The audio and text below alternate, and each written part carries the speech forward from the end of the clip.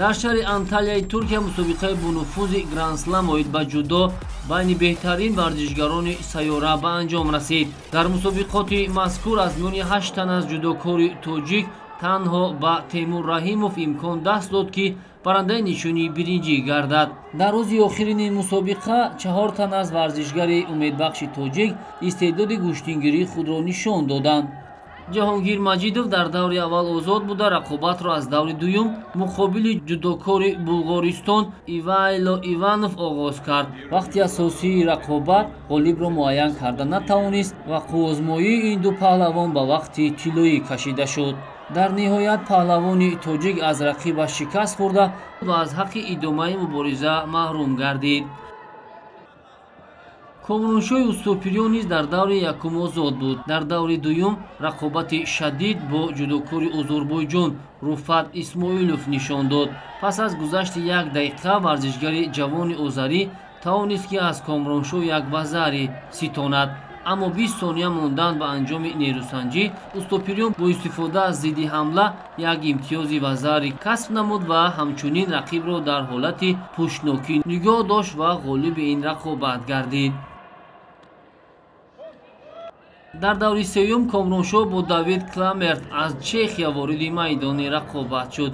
1 дақиқа мондан ба анҷоми нерӯсанҷӣ Комроншоҳ бо иҷрои як усул имтиёзи вазари ба даст овард ва онро то охир ҳифз намуда ғолиби қуввозмоӣ шуд.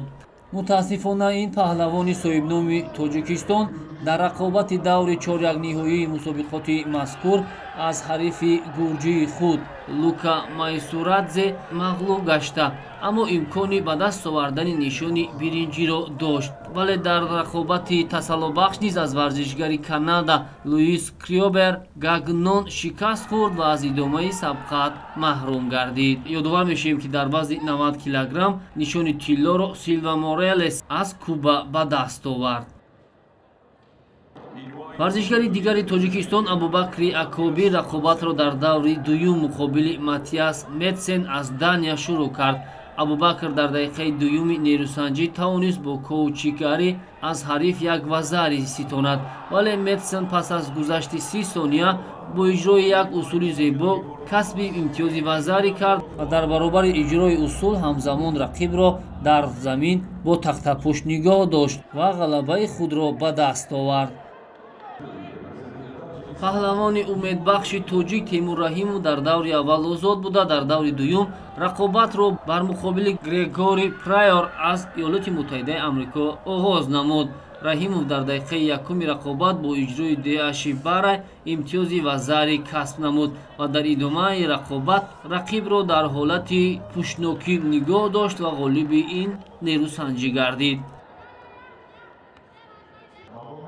дар даври сеюми мусобиқа Темур Раҳимов дар муқобили Магомедомаров аз Имороти Муттаҳидаи Араб куштин гирифт. ду варзишгар дар вақти асосӣ имтиёзе аз ҳамдигар касб накарданд. ба ҳамин тариқ барои муайян намудани ғолиби ин ҷуфт вақти иловагӣ таъин карда шуд. дар вақти тиллоӣ Темур бо иҷрои Осотогари бар ҳариф пирӯз гашт ва ба чорякниҳоӣ роҳ ёфт.